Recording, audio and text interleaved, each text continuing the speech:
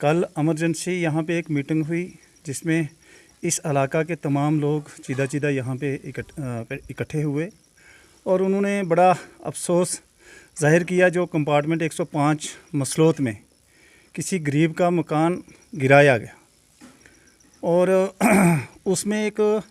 उसकी वजह से लोगों में एक बड़ा खौफ और हर्षा पैदा हुआ है। लोगों के मन में बड़ा डर का माहौल पैदा हो चुका है। इसके चलते हमने मुनासिब समझा कि हम लोगों की आवाज़ मीडिया के माध्यम से सरकार तक पहुंचाएं ताकि इन लोगों को हक मिल सके। बड़े अफसोस की बात है कि सरकार जहां पे प्रधानमंत्री PMAY के तहत गरीब लोगों को आशियाना बनाने के लिए पैसे दे रही है और बाज़ाब्ता एक डिपार्टमेंट साथ में होकर उसकी कंस्ट्रक्शन करवा रहा है। दूसरी तरफ दूसरा डिपार्टमेंट वहाँ पे मकान गिराने का काम कर रहा है। ये गवर्नमेंट की दोहरी पॉलिसी जो है इससे लोगों में बड़ा खौफ और डर पैदा हो चुका है। इसके चलते हम आपसे कुछ चीज़ें यहाँ पे रखना चाहते हैं। जहाँ तक गुज्जर और बकरवाल तबके का ताल्लुक़ है, आपने देखा होगा कि गुज्जर और बकरवाल कोई भी गांव हो, कोई भी शहर हो, उसकी चोटियों पे एक रक्षा कवच बन के पूरे इलाके की, पूरी कौम की, पूरी देश की हिफाजत करता है। वो सरहद पे खड़ा होकर अपने माल मवेशी के साथ, अपनी लाठी के साथ दुश्मन का मुकाबला करता है। और जब उसकी तरक्की, तमीर व तरक्की की बात आए और वहाँ पे इस किस्म के वाक़यात रूनमा हों तो ये बड़े अफसोस की बात होती है, बड़ी दुख भरी कहानी है। हम आपसे, आपके माध्यम से सरकार से ये गुजारिश करना चाहते हैं कि दोहरा मामडाट इसको मत अपनाएं, इन गरीब लोगों के साथ जुल्म ना किया जाए। अगर हम इस कंपार्टमेंट 105 की बात करें, बड़े दुख के साथ ये बात कहनी पड़ती है कि कंपार्टमेंट 5 है, 105 मसलोत, ये थ्रू का इलाका है। इसी तरीके से हमारा बुदन का इलाका है। जब गवर्नमेंट ऑफ इंडिया ने फॉरेस्ट राइट एक्ट यहाँ पे लागू किया, उसमें यहाँ के बाज़ाब्ता यहाँ पे वो कमेटियाँ तश्कील दी गई और उन्होंने यहाँ के लोगों के जो फाइलें बना के दफ्तर में दी, और ताकि जो गवर्नमेंट ऑफ इंडिया का एक हुक्म था कि इन लोगों को जो जंगल में रिहाइश रखते चले आ रहे हैं काफ़ी बरसों से, इन लोगों को मालकाना हकूक़ दिए जाएं। लेकिन जब उन फाइलों के अकॉर्डिंग जब गवर्नमेंट ने जॉइंट वेरिफिकेशन करवाई, तब जाके पता चला कि ये नियाबत बुदन ये फॉरेस्ट का इलाका ही नहीं है, बल्कि ये महाराजा की किसी वक्त चरागाह थी और फॉरेस्ट डिपार्टमेंट के साथ इसकी सुपरविजन का एग्रीमेंट है। इसलिए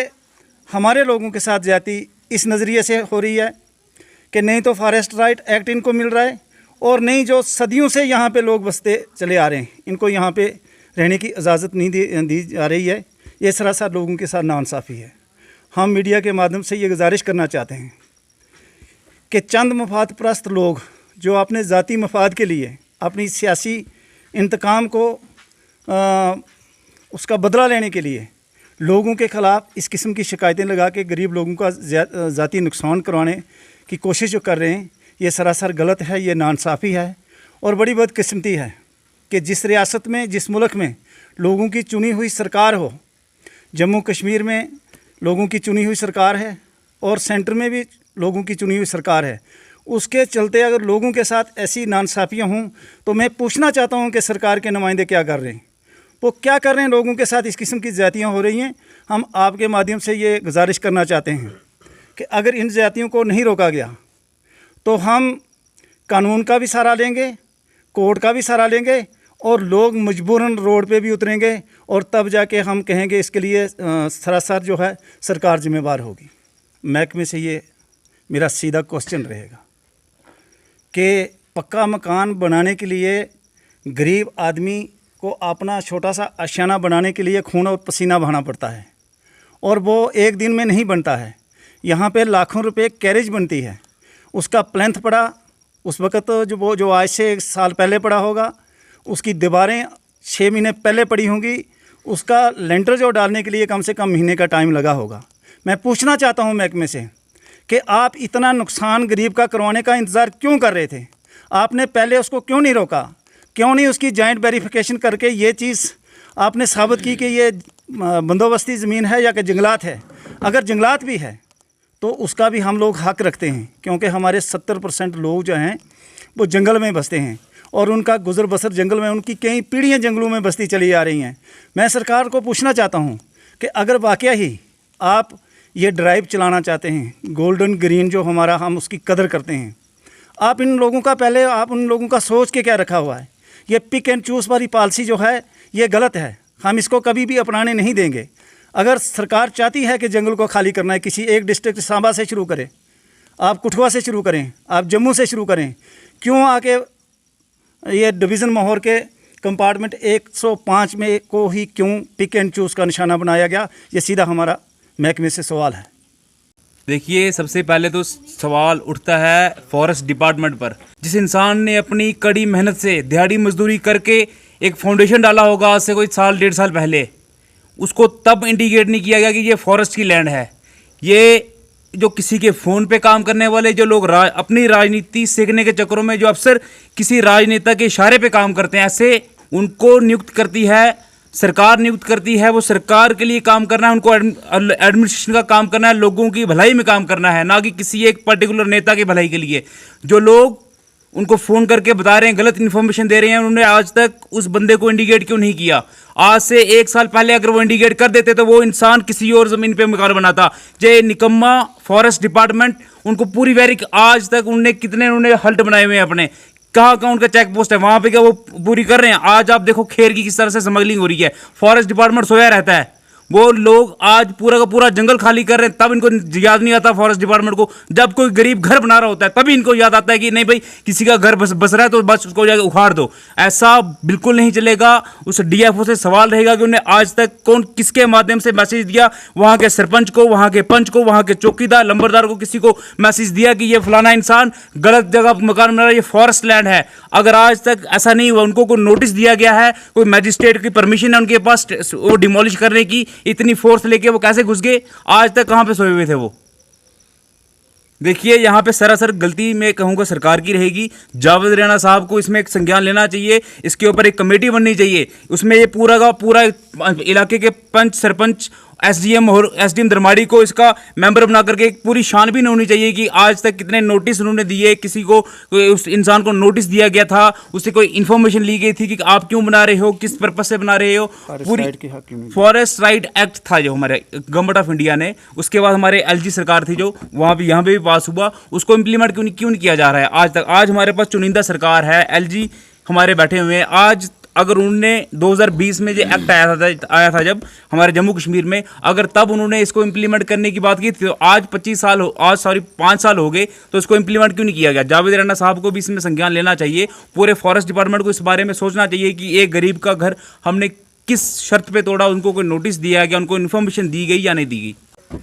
कल मसलोत पंचायत में एक गरीब आदमी का मकान जो गिराने की कोशिश हुई, जिस तरह से वहाँ पर फाड़ तोड़ भी की गई थोड़ी बहुत उनकी, लेकिन बड़े अफसोस की बात है कि आज के टाइम में लोगों ने जिस जोश व खरोश से नेशनल कॉन्फ्रेंस को वोट देकर एक सरकार को चुना था, उसका मेन मकसद हर जगह पर यही आवाज़ थी कि आपने ज़मीनों को बचाना है और आपने जो अशाने,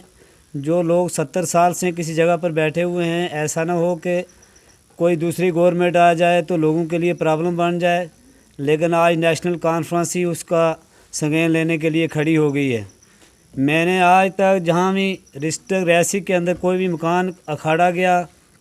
या किसी आदमी को जंगलात पर सख्ती की जा रही है या किसी इंसान को अपनी ज़मीन में जाने से भी रोका जा रहा है, तो मैंने आज तक जम्मू कश्मीर के अंदर नेशनल कॉन्फ्रेंस के किसी एमएलए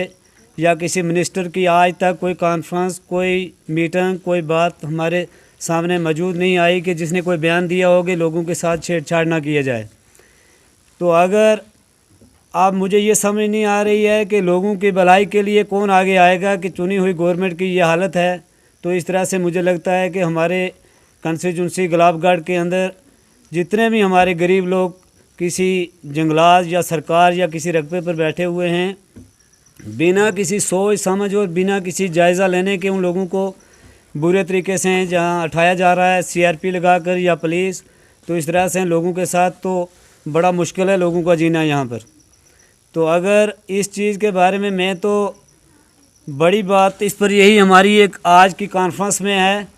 कि मैं एसडीएम साहब दरमाड़ी और डीएफओ साहब दरमाड़ी से एक बात ज़रूरी नोटिस में लाना चाहता हूँ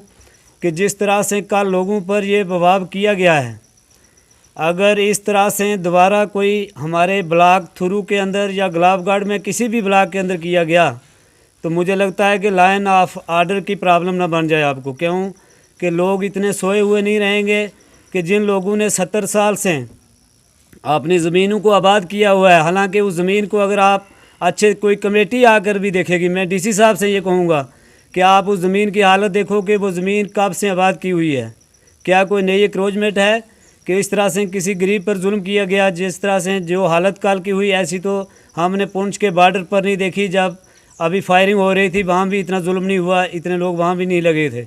तो इस तरह से इन लोगों के साथ अगर ऐसी हालत की जाएगी तो हम कभी भी बर्दाश्त नहीं करेंगे। तो आप इसी पर मैं यही आम लोगों से यही कहूँगा कि आप इकट्ठे रहने की बात आ गई है और कोई भी आदमी जो है पीछे नहीं रुकेगा, क्योंकि हम सब लोगों का ये सवाल है कि अगर हमने अपनी ज़मीनों के तहफ़्फ़ुज़ खुद किया हुआ है तो अब अगर ये लोग आज तक इन लोगों ने 70 साल से किसी आदमी को नहीं रोका तो आज एक पक्के मकान को तोड़ने की साजिश क्या है।